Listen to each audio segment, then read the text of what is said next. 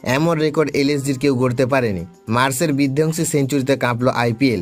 বন্ধুরা, আপনারা যদি দেখতে চান তাহলে ভিডিওটি শেষ অবধি দেখতে হবে, চ্যানেলটিকে সাবস্ক্রাইব করে একটা লাইক দিতে হবে এবং নোটিফিকেশন বেল আইকন দাবাতে হবে। বৃহস্পতিবার একানা স্টেডিয়ামে আইপিএল এর মঞ্চে ইতিহাস গড়ে ফেলেন অস্ট্রেলিয়ার টি-20 অধিনায়ক মিচেল মার্শ।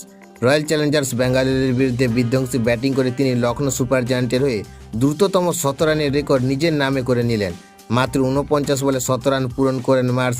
রোমারিও সেপার্টকে ৪ মেরে তিনি পৌঁছে যান ৩ অঙ্কের ম্যাজিক ফিগারে। এই ইনিংসের মাধ্যমে মার্শ ভেঙে দিলেন অধিনায়ক ঋষভ পন্থের পুরনো রেকর্ড। ২০২৫ সালে এই একই মাঠে ব্যাঙ্গালোরের বিরুদ্ধে পান্ত ৫৪ বলে ১৭ রান করেছিলেন, কিন্তু মার্শ এদিন সেই রেকর্ড গুঁড়িয়ে দিলেন নিজের আগ্রাসী ব্যাটিংয়ে। ১৪ ওভারের শেষে মার্শের স্কোর ছিল ৫১ বলে অপরাজিত ১০৭ রান। তার ইনিংসে ছিল ৯টি ৪ এবং ৯টি বিশাল ছক্কা। আরসিবির কোনো বোলারই তার সামনে দাঁড়াতে পারেনি। মাঠের চারিদিকে শট খেলে তিনি কার্যত ম্যাচের রং বদলে দেন। এটি লখনৌ সুপার জায়ান্টের হয়ে মার্শের দ্বিতীয় আইপিএল শতরান। কে রাহুলের পর তিনি দ্বিতীয় ব্যাটার যিনি লখনৌর জার্সিতে একাধিক সেঞ্চুরি করলেন। মার্শের এই আগুন ফর্ম এখন বাকি দলগুলোর কাছে বড় সতর্কবার্তা হয়ে উঠেছে।